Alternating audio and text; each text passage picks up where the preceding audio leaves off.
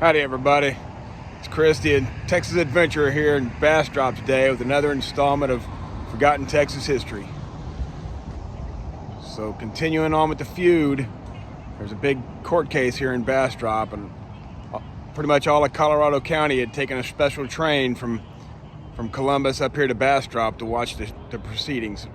200 people showed up, and the Texas Rangers had sent out 20 Rangers to keep the peace. And so they separated the two parties on the train, and when the folks showed up here to town, they did their best to disarm everybody. So they didn't go through people's luggage, but anybody who was carrying a sidearm or a Winchester with them, they confiscated all those guns.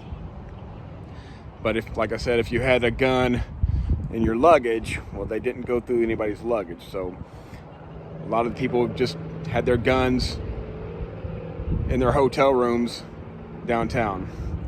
So on the morning of the trial, everybody met here at the courthouse, and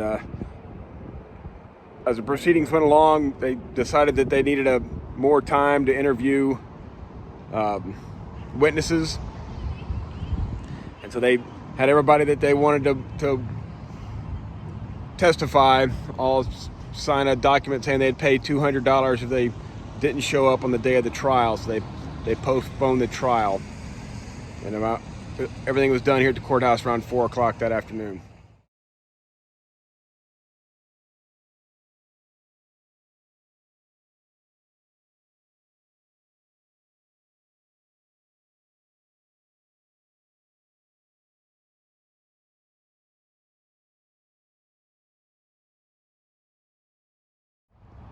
So after the trial was over, Arthur Burford, who was, I think, 23 years old, 22 or 23, him and Will Clemens and one other man walked down Pine Street here, back towards Main Street. So Arthur had just written his mom that morning saying that everything was fine here in Bastrop and he didn't expect there to be any trouble. And they were just having a good old time going down here to Main Street to get a drink at one of the local saloons.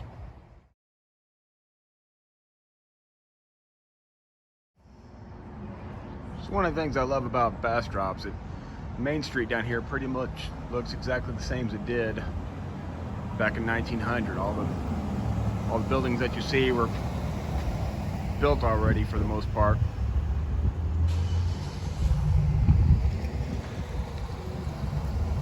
So on this corner at Pine and Main Street, there's a saloon right there where that brown building is.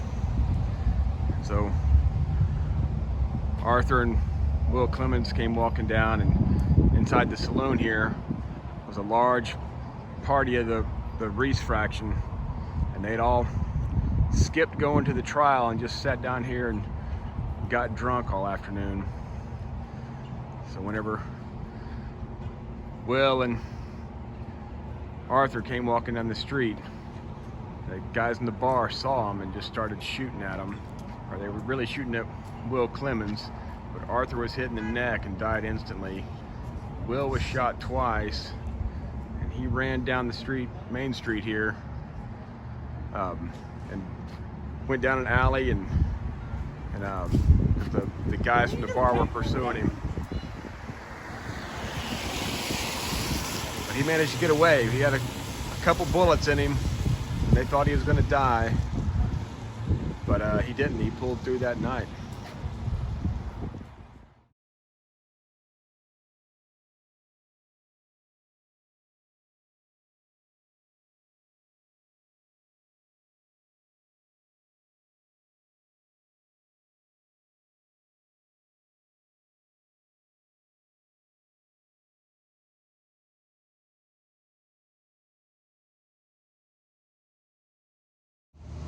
So whenever they did the coroner's inquest to determine who was at fault for the death of Arthur Burford, the guy who was accused of shooting him said it wasn't his fault that he had killed him, because he was really aiming at Will Clemens and he was too drunk to shoot straight. So how could it possibly be his fault that Arthur had gotten hit in the neck and died?